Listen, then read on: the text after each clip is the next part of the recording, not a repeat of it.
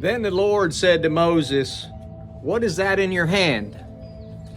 Hey, good morning, world. Good morning, brothers and sisters. Brother Paul with the Universal Peace Officers. And today, as I was doing my devotionals, it was a theme that keeps coming up. So I thought I would share my devotional. And one of the things that I've done very consistently is read out of an app called Our Daily Bread. And it's a cool thing I have on my phone, and it's got a little Bible verse and a little story and some insight that I read every day in addition to some other things. And it's kind of cool how, as things go on in life, God always puts messages in my devotionals that kind of help me to stay encouraged and stay motivated. And today was another example of that. So I just want to share a couple things out of that. And I want to give thanks and props to Our Daily Bread, just a wonderful organization that I've been using to feed my spirit and my soul every morning for on and off for 20 years.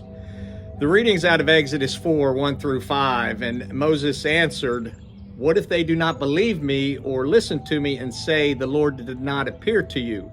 Then the Lord said to him, "What is that in your hand?" "A staff," he replied. Then the Lord said, "Throw it on the ground." Moses threw it on the ground, and it became a snake, and he ran from it. Then the Lord said to him, "Reach out your hand and take it by the tail." So Moses reached out and took hold of the snake and turned it back into a staff in his hand. "This," said the Lord, "is so that you may believe that the Lord, the God of their fathers, the God of Abraham, the God of Isaac, and the God of Jacob, has appeared to you." So I don't know if you guys are like me, but how many times have you had this inspiration maybe that God's asking you to do something, then you feel inadequate, like you don't have the tools that you need? And I think by this, God is encouraging us to just realize, take a look at what we do have, take a look at where we are, and then ask Him to give us the power, the strength, and the courage to do the things that He's put there in front of us, and trust in Him that He will be there with us and help us and be there along the way with us to help carry the burden that He's put on us. In the insight, it goes in a little deeper, and it says in Exodus 3 and 4, Moses' humanity is on full display. The great prophet of God is also a human being, and we can relate to it. In fear, he refuses to accept God's commission to lead his people out of slavery. This occurs even as Moses performs miracles happens even as God performs miracle in Moses' presence. The bush unconsumed by fire, his staff turning into a snake, and so on.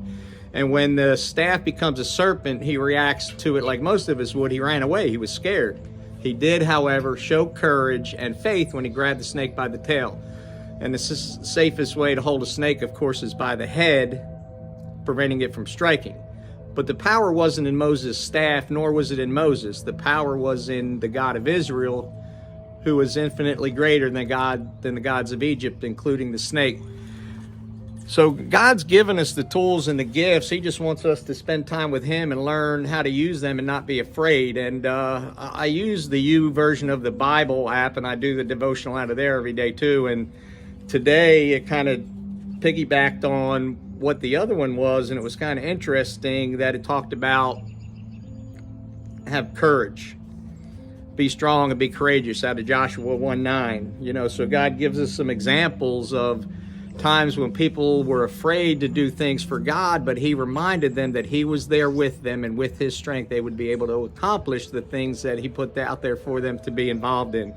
So guys, don't be scared, and if you are, breathe and identify the fear, and then ask God how you can walk through it to accomplish things for Him by doing what you can where you are with what you have.